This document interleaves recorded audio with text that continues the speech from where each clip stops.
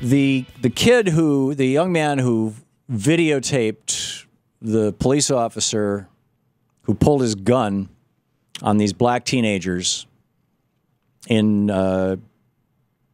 McKinney, Texas, has resigned. His lawyer's apparently going to hold a press conference today. I'm guessing that he's going to apologize or something like that, try to head off a lawsuit. But who knows? Who knows? But the kid who is taking the pictures, the one who is running the cell phone camera of all this stuff, was white. And he said that it was like he was invisible. He could walk anywhere. He could walk up to anybody. And if you watch the video, there's white people walking all over, right? The white people and the black people both live in the neighborhood. The black kids who were there had permission to be there. Some of them were residents, others were guests of friends of theirs. But apparently this white racist adult woman started a fight telling the black kids to get the hell out of her pool and get out. And I said this yesterday. It can't be emphasized enough. The two big flashpoints for integration in my lifetime, I remember this very clearly. I mean, I was born in 1951. I grew up in the 50s and through the early 60s when integration, forced busing in quotes, and integration was a really, really hot topic. Wars in the United States were being fought over it. The George Wallace and Lester Maddox and all this stuff. I was a kid when this stuff was happening, and I was very aware of it. And the two big flashpoints for integration were schools and pools. In fact, before 1950, there were fewer than, I've got an alternate piece on this someplace, I get the exact numbers, but there was fewer than 4,000 private swimming pools in the United States. After the, do you have that in your hand? Is that what you've got, Shano? Oh, it's an NPR article. What are the numbers? Yeah, okay. Pass it along. Let me share this with people. This is incredible.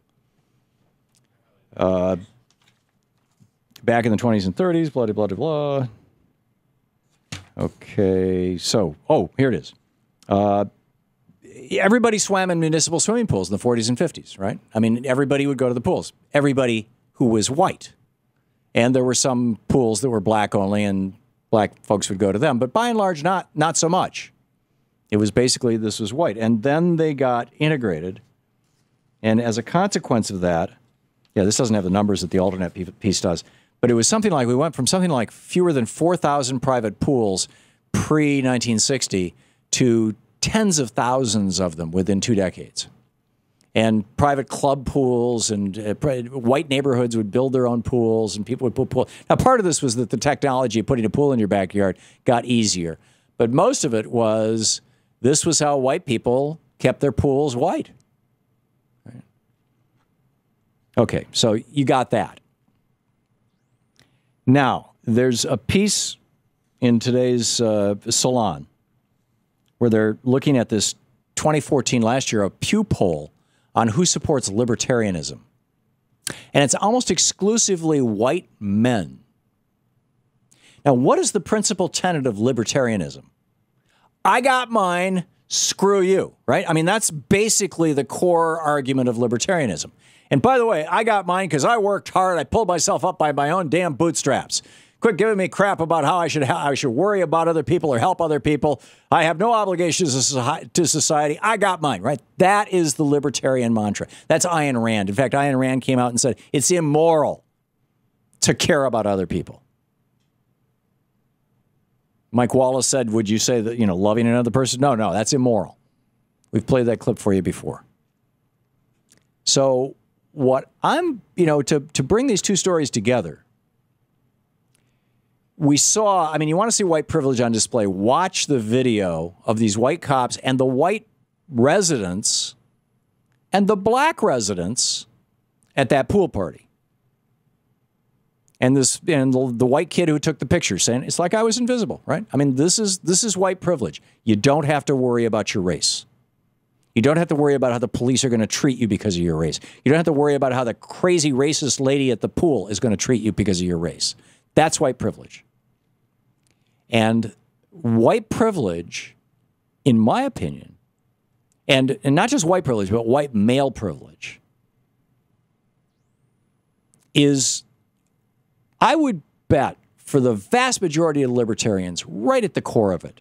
You know, I get these libertarians on to debate on the program, and they're like, well, I got mine, why can't you get yours? And it's a land of opportunity, and anybody can, you know, and it's like completely ignoring all the structural barriers, or rather, completely ignoring all the structural supports for white men in this society.